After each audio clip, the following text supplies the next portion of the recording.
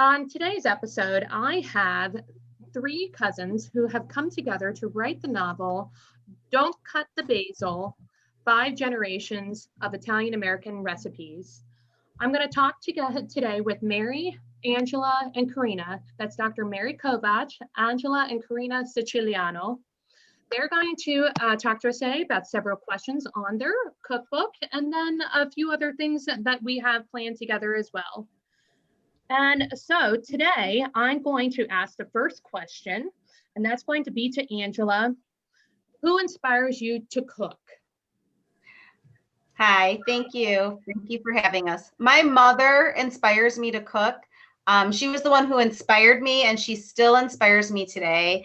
She was the one who taught me, I would say I was about 7, 8 years old when she taught me how to cook our traditional pasta sauce and meatballs.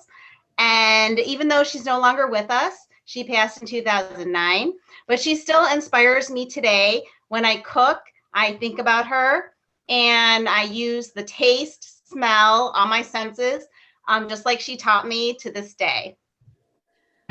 Mothers are important things in Italian families that we lay down, and we actually pray almost to the Madonna every day, that we pray to our mothers every day. And through our cooking, that's what we do. And through that, she lives on through that. I love that. Yes. So then what are some of your favorite traditions in the kitchen? You two can go ahead and answer this. One of my favorite traditions in the kitchen, honestly, is my mom used to wear her apron. I don't know if you remember this, Corrina. She would never tie it around her waist, but she would tie it up around her boob. And that's how she wore her apron. And it's silly, but I just picture her with that apron up around real high with her wooden spoon. And I make sure I do that when I'm in the kitchen, especially when I'm making the sauce. It just reminds me of her. And it's just comforting to me. That's the first thing that comes to mind when I'm cooking is I picture her in the kitchen with that high apron, her long wooden spoon, and I still do that to this day. How about you, Corrina? Any favorite memories? I do. So one of my favorite memories, because my mother did spend all of her time in the kitchen, is allowing us to come in and taste the sauce that was on the stove as it was sitting there all day long. And she would encourage, because she loved us all pitching in because she wanted us to learn how to cook, adding ingredients if she thought we needed it. So she's like, how's that taste? All right, well, go ahead and add a little bit of this and a little bit of that, and make sure you stir it. And she'd say, go stir the sauce while I'm doing other things. And so I really do think, and even to this day, that cooking is such a family tradition and something everybody could pitch in and do. And it's a lot of fun. One of the favorite things that I've seen, and I was talking with Mary prior to you two getting on, is that Italian cooking, we really don't measure. We sprinkle until, I think the saying is, we sprinkle until the ancestors say that's enough, my child. Absolutely. Yeah. Yes. Yeah. So one of the next things that I wanted to ask is, what does it mean to carry on this tradition for you? Angela, if you want to go ahead and you can try and answer that. It's really important because it is, Italian cooking is love, and it's all about family. And I have 2 daughters, and I've really been trying to get them in the kitchen. And even though times are different, families are busier than they were back when I was learning to cook. But as much as I can, I really try, especially on Sundays, to get them in the kitchen to help make traditional recipes. And I'm really hoping the kids will carry on long after we are gone to the next generation. I'll bounce a question back at you. What do your children say to you when you try to get them in the kitchen? They're a little more resistant than I was. I was always eager to get in there for sure. It was one of my favorite things to do. I find it very relaxing. That's my downtime, is when I'm cooking, and I really enjoy it. They're a little different. I have to push and nudge. But I'm hoping, as they get older, they're teenagers, so they're a little more resistant at this age. But I'm really hoping that just by showing them, and they do watch me cook, I'm hoping that they're taking it in. That's how I see it. They're still taking it in. They see me doing it. And I hope as they get older, they will carry that on to their children. How about you, Corrina? Do your children join you in the kitchen? They do. I actually even have pictures of them when they were very young, where they would be helping me make my famous pepperoni roll. It's one of my favorite recipes, and it's a party favorite that I bring everywhere, and something that I remember fondly watching my mother make for all my birthday parties or any events. And it's an easy thing to make with 3 ingredients, with cheese, pepperoni, and dough. And so my kids have always enjoyed doing that with me, more when they were younger. I think it's getting a little bit challenging as they get older and are doing other things. But, the one thing that I like for them to have, being that my mother did pass so young and they didn't really experience her being in the kitchen, which is something I've missed greatly, is that it's a way that I can connect with them and keep that tradition going. And you keep your mother's memory alive too through the recipes that you can share with them. Yes. So some of the things that I wanted to share today were some of your recipes that you have in your cookbook here. So Corrina and Mary, if you wanted to go ahead and share some of your favorite recipes and how you develop those recipes and which ingredients inspired you to create those recipes, you can go ahead and share that. Yeah, so I'll jump in, since I'll just piggyback off of what I just said. Mine really is my pepperoni roll.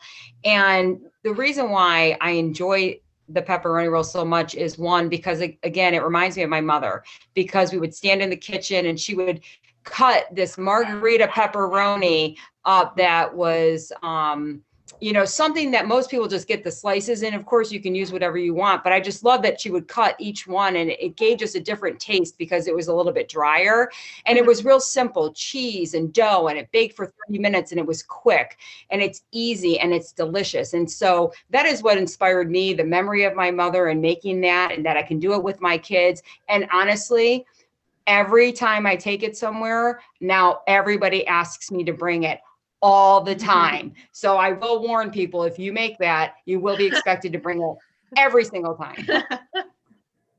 How about you, Mary? Any special recipes that you were inspired to put into this book? Well, my favorite recipe that we included is Nonna Mary's Italian biscotti. So my grandma made these every day for, I believe, more than 50 years.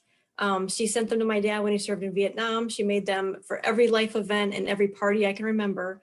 So growing up, people always told me I needed to learn how to make them and to carry on her tradition. So it was really important for me to include that. But in terms of favorite ingredients, I'm a big fan of cookies, and I like ricotta. So I also make a lemon ricotta cookie. I make a chocolate biscotti with ricotta. And then I also love Angela's cannoli dip, which obviously is made with ricotta.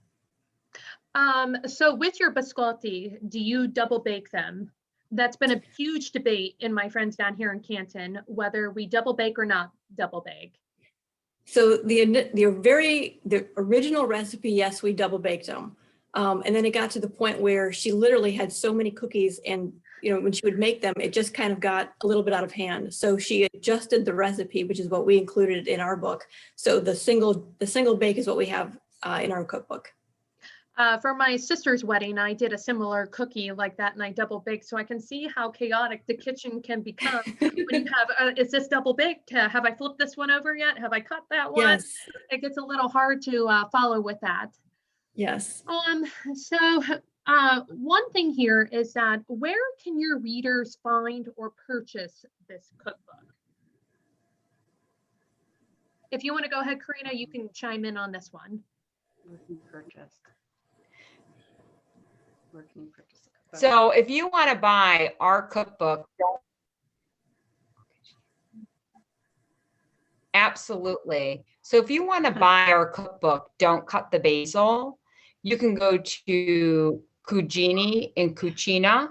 That is CugineIncucina.com. Cugine in Cucina. It's directly off our website. And of course, if you would like a digital version, that is available on Amazon. I saw that, and it's quite easy and it's readily available on Amazon. So anyone who's an Amazon Prime member, all you have to do is click on it. It'll go to your Amazon reader. And the preview that Amazon has laid out on it is very good in the pictures that it shares with it. So for me, and since we're in the middle of a pandemic, the one click for Amazon makes it easy for everybody to gain access to this book. So Mary, I have a question for you. Sure. Sons and Daughters of Italy. What does it mean to be a member of the Sons and Daughters of Italy for you? So I actually share this in my bio in our cookbook, and I absolutely love this organization. I'm so proud to celebrate my Italian heritage with others who feel the same way about being Italian. In Ohio, we have 20 lodges around the state, and all of them who have members who share what they love about being Italian. Everything from, homemade food, wine, music, bocce tournaments, festivals. It's just such a great organization. So next question here. So at a large member versus membership, how can listeners become a member? So if you're in Ohio, I would email Sue, and her email is soigrandlodgeof, which is SOI Grand Lodge of OH at att.net, or you can call her. Her number is 330-493-9203, and that's her office. We have our own Facebook page, so Order Sons of Italy. In general, it's Order Sons and Daughters of Italy, but specifically for our state, it's Order Sons of Italy in America, Grand Lodge of Ohio, and our website is ohiosonsofitaly.org. And something that I wanted to just base off of is that the Orders of Sons and Daughters of Italy is one of the oldest organizations in the United States. And it's important, like if you have anyone who wants to learn a little bit more about their heritage, gain a little bit of idea on recipes, or even meet great people like you and your cousins here, it's something to consider. So like Mary said, please reach out to Sue. The information is there. You can go ahead and do that as like. So just for a quick wrap up here, I've got Mary and her two cousins, Corrina and Angela Siciliano. They are the authors of Don't Cut the Basil, 5 Generations of Authentic Italian Recipes. You can find their book on their website, cucinaandlacucina.com. Please adjust me if I said that wrong, Corrina or Angela, with the website. Or you can find that on Amazon.com. They have 25 plus recipes, and they have loads of pictures and generational stories that they can share for you. And if a suggestion for anyone who's listening, get out with your cousins. Don't let the generations pass you by, because you never know what stories you'll miss, what recipes that you could share with everybody. And through food, we all experience love. So any last notes that you ladies have for me today? No, I want to say thank you for having us. We are cuginaandcucina.com. So if you want to find our book, you can find it there. And as Corrina mentioned, you can have it personalized if you send us a note and you purchase it there. Okay, well, thank you, ladies. I appreciate the time here. And, please take care of yourselves, stay safe and healthy, because we are in the middle of a pandemic still. And I hope everything works out well. And if you need to reach out for me anytime, or any listeners, where you can find me on this podcast. Have a good evening.